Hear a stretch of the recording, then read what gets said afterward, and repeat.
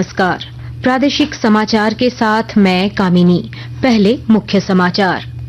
प्रधानमंत्री नरेंद्र मोदी ने आज नई दिल्ली में अधिक उपज, जलवायु अनुकूल और जैव सशक्त फसलों की 109 किस्में जारी की।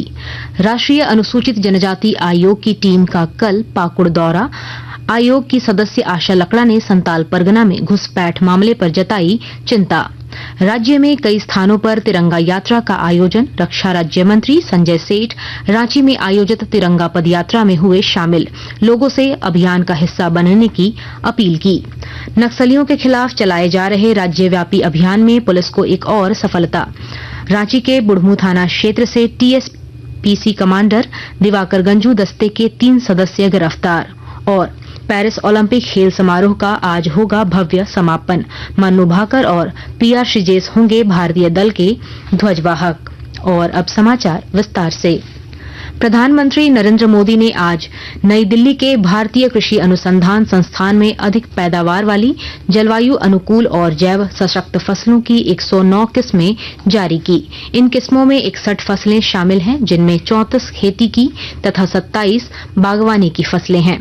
खेती की फसलों में बाजरा, तिलहन, दलहन, गन्ना, कपास और अन्य फसलों के बीज शामिल हैं। बागवानी फसलों में फल, सब्जी, कंदमूल, मसाले, फूल और औषधि पौधों के बीज हैं। इस अवसर पर प्रधानमंत्री ने किसानों और वैज्ञानिकों से भी बातचीत की। श्री मोदी ने नई फसल किस्म विकसित करने के लिए वैज्ञानिकों की सराहना की। वैज्ञानिकों ने बताया कि वे प्रधानमंत्री के सुझावों के अनुरूप काम कर रहे हैं।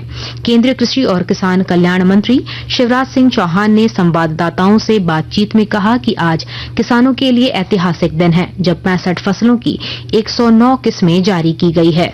हमारे वैज्ञानिकों ने अद्भुत काम किया और 65 फसलों की 109 प्रजातियों के बीज तैयार किए। बागवानी की आम की ऐसी किस्में तैयार की जो जल्दी खराब नहीं होगी, दिखने में भी सुंदर हो, स्वादिष्ट भी हो, जिसको हम एक्सपोर्ट भी कर सकें। एक्सपोर्ट हम कर भी रहे हैं। ये 109 नई किस्में किसान की जिंदगी भी बदलेगी, उनकी लाभ को भी बढ़ाएगी और जनता के लिए भी पोषण की दृष्टि से बहुत उपयोगी होगी, हमारे एक्सपोर्ट को भी बढ़ाएगी। अखिल भारतीय महिला कांग्रेस की अध्यक्ष अलका लांबा ने आज रांची में मुख्यमंत्री हेमंत सोरेन से मुलाकात की। बाद में पत्रकारों से बातचीत में अलका लांबा ने बताया कि मुख्यमंत्री से विशेषकर महिलाओं से जुड़ी योजनाओं के त्वरित क्रियान्वयन को लेकर चर्चा हुई। उन्होंने बताया कि मुख्यमंत्री मैया सम्मान योजना की राशि बढ़ाने, राज्य महिला आयोग के गठन समेत कुल 11 मांगे उन्होंने मुख्यमंत्री से की है। हमने 11 मांगे मुख्यमंत्री को सौंपी है। सबसे पहले हमने मुख्यमंत्री मैया सम्मान योजना के तहत जो 1000 रुपया हमारी बहनों को मिलने जा रहा है, उसके लिए उनका धन्यवाद करते हुए इस रकम को थोड़ा और बढ़ती महंगाई, बेरोजगारी को देखते हुए बढ़ाने का निवेदन किया और उनका धन्यवाद किया। हम लोगों ने महिला आयोग का जो गठन है वो काफी समय से नहीं हुआ, महिला आयोग का गठन हो और उसके साथ जो मामले निलंबित पड़े हुए हैं उस पे फास्ट ट्रैक में उनको सुनवाई करके हमारी बहनों को न्याय मिले, हमने इसकी मांग की है। इधर कांग्रेस के झारखंड प्रदेश प्रभारी गुलाम अहमद मीर ने भी मुख्यमंत्री आवास में मुख्यमंत्री से मुलाकात की। बाद में उन्होंने पत्रकारों से बातचीत में कहा कि उन्होंने अधूरे योजनाओं को जल्द पूरा करने को लेकर मुख्यमंत्री का ध्यान आकृष्ट कराया है। राष्ट्रीय अनुसूचित जनजाति आयोग की सदस्य आशा लकड़ा के नेतृत्व में आयोग की टीम कल पाकुड़ जिले का दौरा करेगी। इससे पहले आयोग की सदस्य आशा लकड़ा ने दुमका में विकास योजनाओं की उच्च स्तरीय समीक्षा की और संबंधित अधिकारियों को जरूरी दिशा निर्देश दिए। बाद में पत्रकारों से बातचीत में उन्होंने संताल परगना में बांग्लादेशी घुसपैठ के मामलों पर गहरी चिंता जताई। हर घर तिरंगा अभियान को लेकर झारखंड समेत देश भर में लोगों के बीच खासा उत्साह देखा जा रहा है। रांची के चुटिया स्थित सुरेश्वर महादेव मंदिर से आज तिरंगा पदयात्रा निकाली गई। तिरंगा पदयात्रा में अन्य लोगों के अलावा केंद्रीय रक्षा राज्य मंत्री सह स्थानीय सांसद संजय सेठ भी शामिल हुए। इस दौरान श्री सेठ ने लोगों से हर घर तिरंगा अभियान का हिस्सा बनने और अपने घरों पर तिरंगा लगाने की अपील की। देखो तिरंगा हम सब की आन बान शान, और कहते हैं क्या, हर घर तिरंगा, हर सपना तिरंगा, और हर अरमान तिरंगा, कड़कड़ तिरंगा। तो लाखों सैनिक उस तिरंगे के आन बान शान के लिए ऐसे सूरवीर जिन्होंने सर्वोच्च बलिदान किया, उनको सैल्यूट। देश के यशस्वी प्रधानमंत्री नरेंद्र मोदी के देश नागरिकों से तो आह्वान किया कि हर घर तिरंगा लगाओ और भारत को 2047 तक दुनिया के सर्वोच्च तक पहुंचाने के लिए संकल्प। स्वतंत्रता दिवस पर दिल्ली में होने वाले आयोजन में आमंत्रण मिलने से कोडरमा की आंगनवाड़ी सेविका सावित्री देवी काफी खुश हैं। उन्होंने कहा कि यह सपना सच होने जैसा है। इसके लिए उन्होंने प्रधानमंत्री नरेंद्र मोदी के प्रति आभार जताया है। हमें प्रधानमंत्री महोदय कार्यक्रम को देखने में शामिल हमें किया गया है। हमारे क्षेत्र के लोग भी बहुत उत्सुक हैं और हमारे आंगनबाड़ी केंद्र के बच्चे भी बहुत उत्सुक हैं कि हम लोग तो पहले टीवी पर देखते थे कि लाल किला में प्रधानमंत्री महोदय के द्वारा झंडोत्तोलन किया जाता है और ये हमारे लिए बहुत गौरव की बात है कि वहाँ शामिल होकर के खुद अपने आंखों के सामने आदरणीय प्रधानमंत्री महोदय को झंडे फहराते हुए देखेंगे। ये हमारे लिए बहुत खुशी की बात है। आकाशवाणी के ताजा तरीन समाचारों के लिए आप हमारी वेबसाइट newsonair.gov.in पर लॉग ऑन कर सकते हैं। ताजा समाचार X handle @AIR news alerts और Facebook page All India Radio News पर भी उपलब्ध है। आप प्रादेशिक समाचार एकांश के X handle @AIR news _Ranchi और फेसबुक इंस्टाग्राम पेज तथा YouTube channel AIR news Ranchi पर भी हमारे बुलेटिन सुन सकते हैं। प्रादेशिक समाचार आप आकाशवाणी रांची से सुन रहे हैं।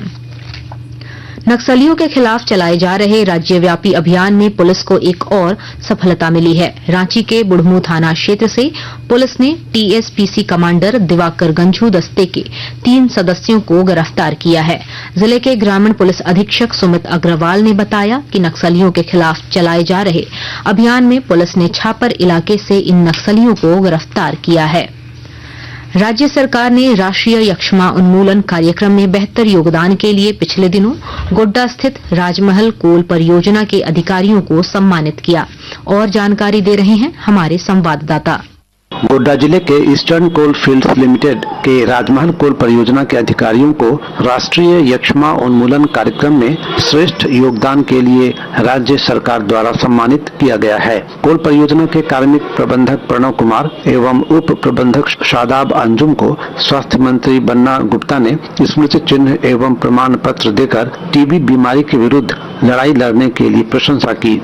ईस्टर्न कोल फील्ड्स प्रबंधन गोड्डा ने अपने क्षेत्र में 100 टीबी रोगियों को गोद लेकर 6 महीने तक पोषाहार टोकरी का वितरण किया है। आकाशवाणी समाचार के लिए गोड्डा से मैं रंजन कुमार।